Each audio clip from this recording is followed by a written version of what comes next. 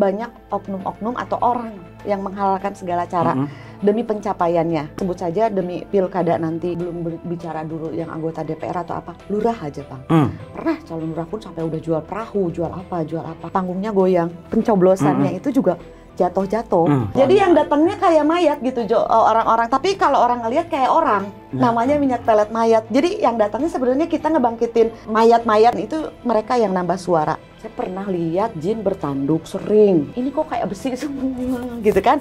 Apa penjaganya Bang Mongol ya? Tapi kok ngintainya jahat.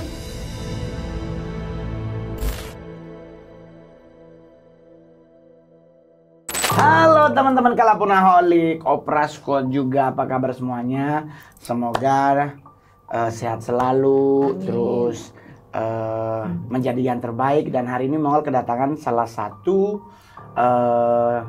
mentor, sahabat, teman, dukun, orang pinter, orang baik. Pokoknya semuanya lah ada di diri beliau. Kita kedatangan seseorang yang sudah tidak lagi asing di dunia supranatural. Dan saya pernah beberapa kali ikut bareng beliau di sebuah penelusuran, baik di konten yang lain maupun di YTT. Tamu kita memiliki rumah praktek juga, dan waktu Mongol minta untuk kesini luar biasa susah banget jadwalnya. Tapi langsung aja kita kedatangan bintang tamu, Bunda Ana Cikes. Assalamualaikum Bunda. Ya Allah. Apa kabar Bunda? Alhamdulillah baik. Aduh. Abang apa kabar? Ya alhamdulillah, ya baik, baru dari Pegadaian. Tapi Bun, kegiatan sehari-hari sekarang ngapain aja Bun? Masih sama praktek. Masih praktek. Masih sama praktek. Bunda, ini kita kan agak lebih spesifik nih Bunda. Kan kita nih bentar lagi, kurang lebih Desember, Januari, Februari, kita 2 bulan lagi itu kita akan melakukan namanya pemilihan umum. Baik presiden, anggota legislatif, bupati, wali kota maupun gubernur. Nah, mau nanya nih, bener nggak sih Bunda setiap pemilihan umum itu portal gaib mulai terbuka dan banyak para caleg yang akhirnya mencari jalan pintas untuk mereka supaya bisa berhasil menjadi anggota legislatif atau jadi kepala daerah menggunakan hal-hal yang tidak benar. Sepengetahuan Bunda, meskipun Bunda tidak terjun di situ, tapi kan Bunda juga banyak kerabat, banyak ini. Dan kalau secara kebatinan masalah portal, bahkan itu sudah dari bulan Agustus Bang. Oke. Ngebukanya udah dari bulan Agustus, bukan hanya dari sekarang November atau Desember. Dari bulan Agustus kalau nggak salah pas sama abang juga kita penelusuran, itu udah mulai ngebuka kan? Udah portalnya. Terbuka kan? Iya. Udah sangat terbuka, dan di situ juga karena ada terjadi purnama 2 kali ya. Dan biasanya terjadi purnama 2 kali juga kalau untuk orang seperti kita supranatural itu dipercaya memang portal gaib ngebuka, powernya tuh besar. Nah, power apapun. Yang ngebuka ini dari sisi orang baik atau dari sisi orang yang tidak baik? Nah ini ada beberapa sisi sebenarnya. Baik dari alami, dari alam semesta yang ketika terjadi purnama ada power besar, biasanya energi-energi untuk orang supranatural itu kan sangat besar.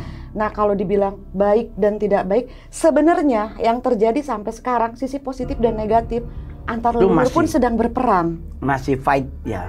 Masih sangat berperang, dan ketika memang kita ada kelebihan kita merasakan capek. Iya betul. Untuk orang-orang yang peka, dan yakin Bang Mongol juga pasti capek, lemes. Kayak kita baru habis mikul beras naikin ke 10 cup, 10 truk gitu. Padahal kita cuman thank you gua mau pulang selesai, tapi kok kayak. Nah, orang-orang yang peka ya Bang ya, dan saya pun hampir yang konsultasi setiap hari untuk orang-orang yang peka, karena di dunia ini memang ya orang mau percaya atau tidak, tapi kita mengakui bahwa memang kepekaan setiap orang itu ada. Iya, betul. Termasuk pada Bang Mongol kan sangat terbuka, besar, dan yang dirasakan itu pertama lemes. Betul. Bahkan ada yang galau nggak karuan Bang, sedih. Ya, betul. Sedih nggak karuan yang apa? Kan kalau sedih harus ada penyebab, apa karena putus cinta, nggak punya duit atau apa. Ini banyak orang yang rezekinya alhamdulillah jalan, tapi karirnya bagus, tapi merasakan hal-hal drop. Selain drop ke psikis, bahkan drop ke badan. Ke badan. Yang utama betul pikiran, terus sendi Bang. Sendi tuh orang-orang tuh terasa sakit, lemes. Nah, Bunda kan otomatis dengan mendekati bulan pilkada ini kan banyak orang yang berlomba-lomba ingin menjadi seperti yang mereka harapkan. Contohnya, karena ini kan bulan legislatif, ya kan. Nah, bahkan ada beberapa orang yang sudah tidak lagi dalam kondisi tanda petik waras. Mereka siap melakukan hal-hal yang di luar batas kewajaran. Nah, menurut Bunda atau sepengetahuan Bunda, ada nggak sih orang-orang yang melakukan ritual-ritual penyembahan dan untuk supaya dia jadi sampai mengorbankan keluarga, ada nggak sih kayak begitu? Ada. Nah, ini jadi seperti kita tadi bahas portal positif dan negatif, kenapa terbuka, ada yang secara alami dan ada juga memang ini seperti jadi intinya gini, saya tidak akan menyebutkan siapa atau siapa, tapi intinya memang banyak oknum-oknum atau orang yang menghalalkan segala cara demi pencapaiannya. Demi pencapaiannya, sebut saja demi pilkada nanti. Nah, pokoknya mereka, jadi. Betul, mereka mau melakukan ritual apapun sehingga portal yang memang sudah terbuka, kalaupun tidak terbuka akan terbuka. Kenapa? Karena banyak sekali orang yang melakukan ritual-ritual dan kalau dibilang numbal iya, karena bahkan ada yang melakukan tumbal bebas. Itulah makanya kita harus hati-hati. Kenapa harus hati-hati di bulan-bulan ini? Karena akan banyak sekali kecelakaan. Apabila bencana, memang itu bencana berasal dari Tuhan. Tapi memang ada juga dari ulah-ulah manusia yang memang dari menyembah iblis akhirnya terjadi bentrok antar energi. Ada yang membuka energi setan, iblis, semuanya turun. Dan energi leluhur juga berperang, yang leluhur positif. Yaitu bilang makan tumbal, bahkan bukan hanya tumbal keluarga. Bukan hanya tumbal keluarga. Satu, bahkan siapapun bisa. Oh, itu yang namanya tumbal bebas. Ya, tumbal bebas. Kayak memilih siapa yang... Betul. Oke. Tapi kan Bunda beberapa kali banyak orang melakukan ruatan, Bunda. Betul. Saya udah melihat beberapa orang melakukan benteng diri, melakukan ruatan keselamatan, bahkan ada yang melakukan penanaman keris kembali yang mungkin masih tidak, tapi di plated gold 24. Jadi ada banyak orang melakukan hal-hal untuk tujuan mereka ini, tapi ada juga yang mencoba berdiri pada kebenaran. Betul. Biar jangan sampai memakan jiwa yang banyak, karena biar bagaimanapun masih ada orang waras kok di bangsa ini. Iya, masih ada banyak orang yang tidak ingin bangsa ini hancur. Iya. Nah, menurut Bunda, apakah dengan mereka ini melakukan ruatan ini akan ada dampak positifnya nggak, Bunda? Maksudnya kayak ngelarung, kan ada banyak yang melakukan hal-hal yang positif, Bunda, karena maksudnya pingin portal ini kalau boleh jangan terbuka groak gitu loh, maksudnya sedikit aja kebuka, karena setidaknya dampaknya nggak akan terlalu besar. Nah, berdampak positif nggak ruatan ini atau nanam keris emas dan sebagainya? Satu, kembali lagi dari apapun yang dijalankan, setahu saya ya Bang ya, jadi itu tergantung dari niat dan tujuan. Niat dan tujuan. Ketika kita membenteng, bahkan orang-orang spiritual juga yang positif, bukan hanya leluhurnya aja melakukan yaitu keseimbangan alam semesta untuk menyeimbangi portal yang terbuka seperti Bang Mongol bilang, supaya tidak coak banget. Dan tidak semua pejabat juga melakukan ritual untuk pencapaiannya yang tumbal atau apa. Ada juga dengan yang memang jalan-jalan yang baik. Ya, betul. Dalam artian kata dia melakukan ruatan-ruatan, penjagaan, karena memang itu penjagaan harus. Karena begini, kita tidak pernah tahu saingan kita apa dia hanya berjalan mengerjakan memperbaiki dirinya, atau dia memperbaiki dirinya tapi menyerang orang. Betul, nah, itulah yang harus dilakukan sebagian orang juga, atau calon-calon pejabat, calon-calon anggota DPR untuk membentenginya. Karena kalau kita benar-benar polos, hancur juga takutnya. Iya, karena ya kita tidak pernah tahu segala niat orang. Betul. Manis bahkan di depan takutnya ternyata nusuk di belakang. Betul. Yang kita anggap kawan aja ternyata lawan. Lebih bahaya, Bang. Nusuknya dari belakang. Betul. Mendingan abang tahu saya musuh abang jauhin saya. Iya, betul. Tapi kalau saya berteman terus tiba-tiba nusuk, itu yang lebih bahaya. Tapi kan Bun, kalau kita belajar flashback ke beberapa tahun sebelumnya, pilkada, pileg beberapa tahun yang lalu, sebenarnya kan banyak yang melakukan semacam kayak deal-dealan dengan hal-hal yang berbunyi dunia persetanan lah gitu ya kan, demi mencapai maksud dan tujuan. Tetapi kan mereka juga tidak menyadari bahwa yang namanya kebenaran itu kan selalu menang. Betul. Dengan kondisi seperti itu kan berarti akan ada banyak hal-hal yang dilakukan oleh para anggota yang mau nyalon ini atau siapapun para kandidat. Nah, Bunda pernah nggak dapat pasien atau orang yang datang share tapi ngomongin tentang bahwa dia ingin nyalon? Ada, pernah. Yang tahun kemarin, yang bukan yang sekarang ya, ada. Dan persaingannya ya sama seperti itu. Tapi kalau kita berprinsip bahwa kalau kita dalam kebaikan, meskipun tidak sekarang, kebaikan itu akan tetap ada. Betul. Seperti yang nyalonkan dalam artian kata jalannya, mohon maaf, dengan jalan yang kita anggap bener lah ya, bukan bersih ya Bang ya, karena namanya hidup kita tidak ada yang bersih, pasti ada kekurangan, kesalahan ya Bang ya. Tapi maksudnya dalam artian kata tidak mencelakai orang, tidak dengan hal-hal yang negatif yang merugikan orang lain. Itu tetap kok, sekalinya sekarang dia kalah, sebenarnya bukan kalah, mungkin hanya berhenti sejenak. Berhenti sejenak, tapi karena kita tetap punya keyakinan, itulah yang menggoyahkan iman. Kita jangan sampai tergoyah hanya untuk kemenangan sesaat dan kita melakukan apapun, kita istirahat sejenak, itu sebenarnya bukan berarti kalah. Dan jangan sampai tergoda. Nah, karena sebenarnya ya pasti hampir semuanya ya udah ujung-ujungnya kan banyak yang nekat. Ya, ya banyak yang nekat. Banyak yang awalnya tidak mau karena mau kita diem, gimana nanti kita kalah. Nah, mau kita bener kita disingkirin. Sistemnya nekat dan dia nekat nyalon. Ya. Di saat dia nggak jadi, akhirnya jadi kayak orang PA. Iya, gitu. Stres. Ada orang sampai ngomong sama pohon, bahkan ada yang sampai bunuh diri. Nah, menurut Bunda itu terjadi karena tidak mampu membayar mahar perjanjiannya atau memang karena dia udah nggak bisa menghandle yang dihadapi? Saya hal itu pernah mengobati, ada beberapa, bahkan saya belum bicara dulu yang anggota DPR atau apa, lurah aja Bang. Pernah calon lurah pun sampai udah jual perahu, jual apa. Ujungnya faktor stres itu sebenarnya bisa lahir bisa batin. Karena gini, secara lahir dia sudah yakin menang. Dan ketika di panggung itu memang terjadi Bang, panggungnya goyang. Panggungnya goyang, terus kayak apa, tempat yang pencoblosannya itu juga jatuh dan dia udah yakin, entahlah apa yang membuat dia yakin secara lahirnya atau batinnya, terus tiba-tiba dia kalah. Di situ memang dia sakit, drop. Nah, faktor sakitnya memang kalau saya lihat tidak melulu dari perjanjian, tapi memang faktor stres juga. Namanya kita udah ngeluarin uang banyak, tidak sesuai harapan, itu juga otomatis badannya juga kena mentalnya. Belum lagi, tapi kalau kita bicara masalah mistis, itu juga pemilunya sudah selesai, tapi kan perangnya belum. Iya, betul. Satu itu. Terus ada juga pemilunya sudah selesai, perjanjiannya masih tetap berjalan. Yang akibatnya apa? Karena tidak semua perjanjian tumbal itu selalu mengambil badan. Hari itu juga. Iya, tidak hari itu juga, dan tidak selalu jiwa, tidak selalu badan meninggal, tapi jiwa. Yaitu dengan diambil jiwa atau sukma, gila.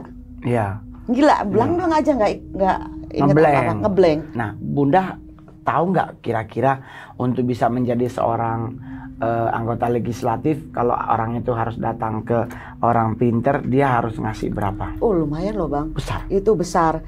Tapi gini ya, besarnya nominal itu mereka juga, karena kan saya selalu menerima korban-korbannya. Mereka bercerita dari sini. Jadi sebenarnya dulu 5 tahun lalu saya pernah ada memang calon anggota yang ujungnya terus terang memang belak-belakan. Mungkin Pak kalau nonton beliau ingat, dan nomornya saya masih ada. Saya tolak karena ya itu justru dia loh Bang menawarkan uang yang banyak, dan saya nggak tahu itu uang apa. Memang meskipun ya itu bukan urusan saya, tapi saya pikir wah ini awal aja udah seperti ini gitu kan. Ada jumawa, angku dan lain-lain, masya Allah gitu kan. Terus saya mikir ini godaan sepertinya buat saya, karena dia bilang kamu selama saya pemilihan jangan praktek, jangan terima pasien dari orang lain, ambil berapapun yang kamu mau. Saya juga di saat dulu pernah mencoba mencalonkan diri jadi wali kota juga 4 tahun lalu. Oh berarti yang tahun kemarin. Jadi juga sama, belum apa-apa juga kita baru daftar di partai. Selesai pendaftaran waktu itu kalau nggak salah 4 partai daftar. Tinggal nunggu kepastian dari daerah udah kirim ke DPP, tinggal DPP. Jadi kan 3 yang dipilih, 3 dipilih, buang 1, bawa ke DPP 2. Nah 2 ini yang akan bertarung di DPP. ya kan, mengambil hati ketua umumnya, ya kan, mengambil hati ketua umum dengan apa? Salah satunya dengan uang paling pertama. Iya. Yang kedua adalah menggunakan pihak ketiga. Jadi nawarin dukun menawarin ini ngolut cuman sediain 800 juta, 1000% terbukti karena katanya orang ini udah pernah membuktikan dan orang itu terpilih gitu-gitu. Nah, jadi menurut Bunda dengan hal-hal seperti itu yang melakukan itu nggak mikir ya kalau dia nanti akan, kalau seandainya orangnya nggak terpilih terus dia dicari. Di saat itu mereka yang saya tahu juga ya beberapa yang pengalaman gerak, ya udah hari itu aja, ya maksudnya di saat itu aja, terpilih nggak terpilih dia ya udah nanti pasti akan ada alasan mau ketemu di salah satu mall bintang 5 di Indonesia yang nggak ada dep store, terus nanti katanya beliin ibu tas ini. Jadi pas nanti kita berangkat ketemu ibu, siapa tahu dengan ngasih hadiah dari Mongol, ibu bisa bilang ke bapak tanda tangan pilih Mongol aja. Terus udah gitu ada lagi dari, ini kita tidak melecehkan daerah ya, tapi orang Banten bilangnya, padahal Banten tuh provinsi keren loh, provinsi yang melahirkan banyak orang-orang beriman. Tapi ada aja yang nyeleneh di tengah-tengah. Jadi itu kan hanya bicaranya adalah oknum. Betul, oknum. Bahwa dia bisa membuat si bapak itu ke bawah tidur nama Mongol. Oh. Apa itu ilmu pelipu lara? Gendam. Jadi sampai mungkin semacam gendam. Jadi sampai si bapak ketua DPP-nya katanya ke bawah mimpi loh tentang nama Mongol. Jadi besoknya dia tanda tangan pasti yang dia tanda Mongol, tapi gua harus ngasih 800 juta. Lah kalau pelet mah kita mencari cewek, pelet ke bapak-bapak. Nah itulah pelet juga kan tidak selalu ke lawan jenis, Bang. Sama aja. Maksudnya dalam artian kata, sebenarnya kata pelet itu kan taunya orang memelet orang yang kita suka. Tapi sebenarnya seperti kita meluluhkan nih atasan, kita bawahan supaya bawahan kita, atasan kita mau sama-sama cewek dibuat luluh, kita kan masuknya ke alam sukma. Supaya orang itu tuh ingat ke kita terus ngelihat kita kasihan. Makanya banyak sekali orang yang tertipu tapi bisa tertipu lagi oleh orang yang sama. Karena setiap kita mau marah nggak bisa, setiap kita mau laporin nggak tega. Ada resiko nggak kalau seandainya perjanjian yang kita lakukan dengan pihak yang di sana tidak terjalankan dengan dalam yang mana yang pilkada? Iya, maksudnya ini contoh nih Mongol nih mau nyalon, ya kan? Kita melakukan perjanjian dengan pihak gelap gitu, terus ternyata ada efeknya nggak sih? Nah, mereka juga terkadang ya memang biasanya dibantu jin lah atau apa. Terkadang bilangnya jin inilah, jin itulah. Tapi intinya mereka juga ngebantu oleh pasukan-pasukannya. Terkadang saya jujur, saya pernah iniin sekali kayak untuk inian sekali karena dia benar-benar mau minta tolong, bahkan dia bilang saingannya saya sama anak wali kota begini ada. Nah itu sebenarnya kita bisa kayak seperti pakai suara gitu Bang, kayak orang datang aja padahal itu bukan orang tapi ada masuk, jadi masuk di luar hitungan. Karena ya mohon maaf mungkin sebenarnya untuk hitungan suara aja kan kadang beli Bang. Maksudnya udah ada. Nah ini beli lagi di jin gitu. Jin datang. Oh ya ampun. Jadi yang datangnya kayak mayat gitu orang-orang. Tapi kalau orang ngelihat kayak orang itu ada. Ada begitu Bun? Ada. Namanya minyak pelet mayat. Jadi yang datangnya sebenarnya kita ngebangkitin bisa dibilang mayat-mayat lah ya. Kayak orang aja gitu. Padahal enggak, dan itu mereka yang nambah suara. Nah ini ada kasus nih, ada satu kejadian tetangga dari tim kami, salah satu anggota dewan, rumahnya ditanam beberapa titik pancar agar santet tidak bisa masuk. Tapi ada musibah Bun, anak anggota dewan itu meninggal di jalan tol dan mayatnya hancur. Menurut Bunda apa penyebab kematian dari korban? Apakah itu dari tumbal? Nah ini gini, kalau misal melakukan pembentengan, itu insya Allah justru itu kan membentengi supaya keluarganya tidak terkena. Tapi kan kita tidak tahu apa seorang orang tua atau bapak akan jujur semuanya kah? Bahwa nih ditanya ketika kita nanam sesuatu, keluarganya, istrinya, ini untuk pembentengan. Karena kalau benar nyata untuk pembentengan itu tidak ada perjanjian apapun. itu justru untuk mengamankan keluarga.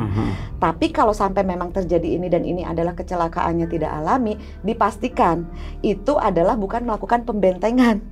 Tapi kalau kata Sunda nyawenan itu ya dia memberikan.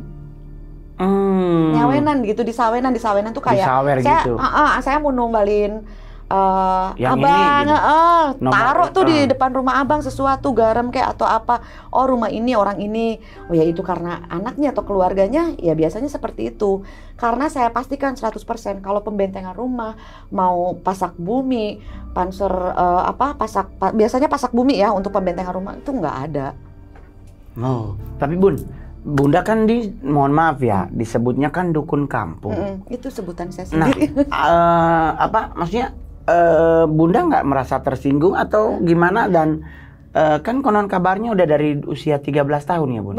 Betul. Nah itu gimana prosesnya, Bunda? Itu panjang sebenarnya Bang, yang singkatnya aja. Jadi sebenarnya di usia, menurut orang tua di usia 4-5 tahun sering lihat ini, sering lihat itu. Tapi kan belum seheboh sekarang tuh yang dunia-dunia kayak gini kan. Dulu awam kan, nggak pernah ditanggepin. Tapi yang gongnya adalah di usia 11 tahun, saya tiba-tiba kesurupan. Di rumah tante, masih ada tantenya, saudara keluarga masih ada. Tapi saya pikir hanya malam itu aja, karena saya mendengar tiba-tiba, saya kesurupan tuh dari jam 12 kan sampai jam 4, tiba-tiba mama udah ngumpul. Saya pikir udah. Dari situ saya 11 hari 11 malam tidak sadarkan diri. Itu tuh ternyata awal dan panjang terus. Dari setelah tidak sadarkan diri, di situ saya mulai peka sekali. Nah 13 tahun kenapa saya praktek biasa, emak rempong abang, anak saya begini. Oh ya, datengin tuh tetangganya, ngobrol ketebak semuanya. Akhirnya tetangganya ini ngobrol lagi ke tetangganya. Jadi itu iklan berjalannya. Betul. Dulu tuh antara capek, sebel, kesel, tapi seneng Bang. Dan kabarnya kan Bunda juga ada sosok penjaga yang namanya harimau. Iya. Nah itu sosok itu adalah dari pemberian dari keluarga leluhur atau datang ke Bunda sendiri? Itu ceritanya gimana, Bunda? Nah itu. Jadi kalau waktu SMP itu kan nih, kalau mama tiba-tiba masak ikan, masak amis, satu benci, tiba-tiba suka kesurupan. Terus masuk gini, masak terus yang bernyawa katanya. Udah siniin aja ayam mentahnya. Kesurupan sering kayak gitu. Tapi awalnya saya itu nggak tahu itu adalah leluhur, uyut. Belum kebuka. Tapi ketika saya ngobrol sama nenek dan kakek dari bapak, sekarang udah meninggal, kemarin masih ada. Udah meninggal. Jadi ternyata uyutnya bapak saya itu meninggalnya juga jadi macan. Dan bapak pun melihat karena bapak udah SD. Oke. Kenapa? Karena di masa itu kayak sawahnya luas gitu Bang, tapi dia ngegarap sendiri. Beliau ngegarap sendiri. Dan pas mau meninggalnya katanya bilang gini, anak cucunya buyutnya dikumpulin, kayaknya saya mau pergi, mau ada mayatnya atau saya hilang. Jangan dong Uyut ada mayatnya meninggal, tapi pas mau meninggal terkeluar bulu. Entah apa yang dilakukan Uyut saya nggak tahu ya, maksudnya bulu akhirnya dimakamkan, hilanglah. Tapi makamnya pagi-pagi udah hilang tuh bolong. Bapak saya udah SD.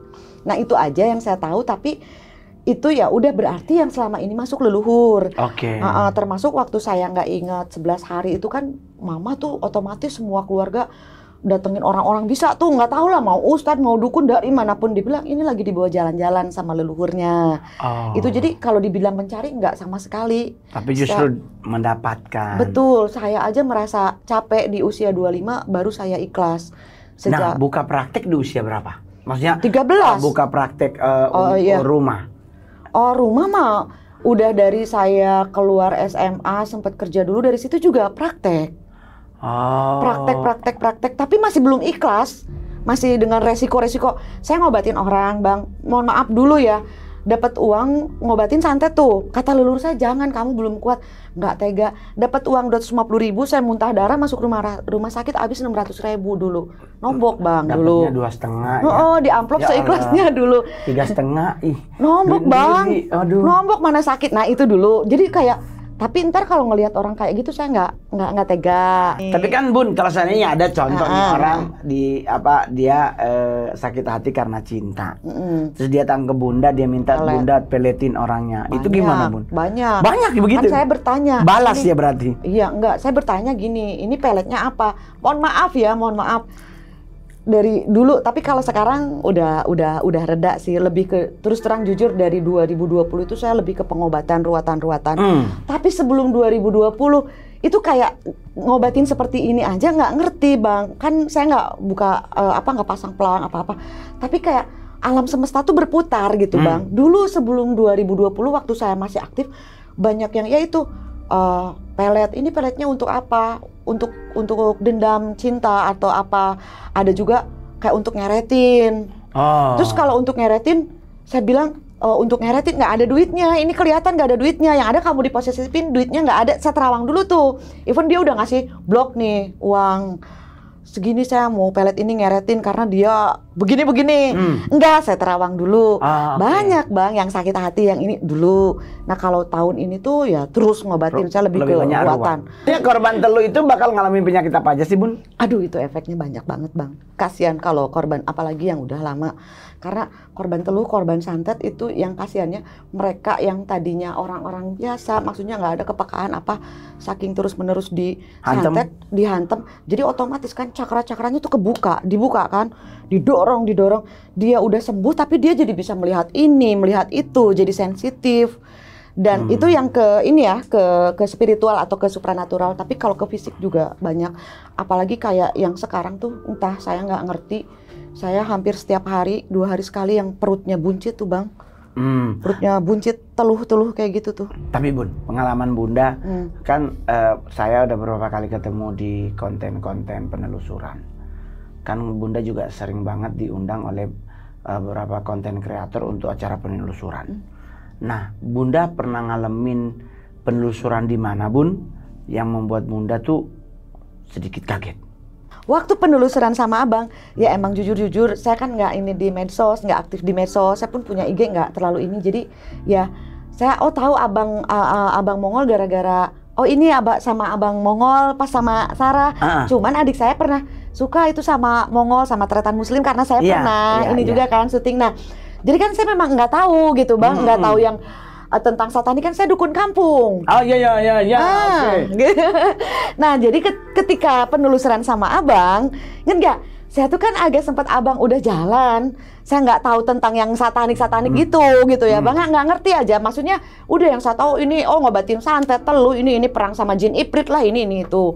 Nah, ketika penelusuran sama Abang jalan kan saya agak di belakang tuh waktu sama Sarah, Sarah. Saya bilang, ini apa ya? Kok makhluk? Saya pernah lihat jin bertanduk sering, ifrit. Ini kok kayak besi semua gitu kan?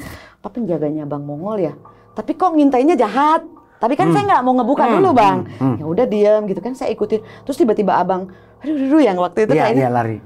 Saya kan lihat gini juga, kok itu di atas ada sayapnya kayak besi gitu kan?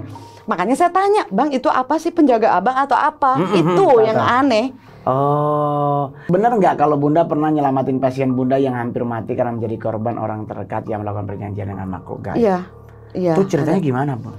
Itu saya kaget datang ke rumah sama bapak tirinya. Oh, kasihan. Dia datang kayak orang linglung, udah kayak mau meninggal tapi enggak gitu, mati sungkan, hidup pun enggak. Dia juga nggak tahu katanya bisa nyampe ke sini. Ternyata ya percaya tidak percaya ya Bang ya kalau urusan leluhur. Ternyata anak ini juga memang kan itu sama bapak tirinya. Jadi kayak ditunjukin arah sama leluhurnya ke tempat saya. Nah, saya tuh nggak pernah terima pasien dadakan, sudah pasti harus buat janji kan. Ini tiba-tiba dia muncul dan saya terima jam 12 malam di saat malam 1 suro. Waduh. Dan saya di situ lagi di kamar praktek saya kan biasa saya ngadain tumpengan karena itu kan terserah orang mau bilang apa, itu memang budaya. Saya orang Sunda, orang Jawa, budaya saya setiap malam 1 suro itu tumpengan banyak sekali. Tiba-tiba dia datang, nggak tahu kayak orang linglung gitu. Terus dia nggak tahu, nggak ngerti. Pas dilihat, akhirnya kenapa nih orang, akhirnya diobati, deg. Saya sampai jam 3, yang masuk pergi kamu, jangan ngalangin. Saya tuh diancam-ancam sama yang masuk.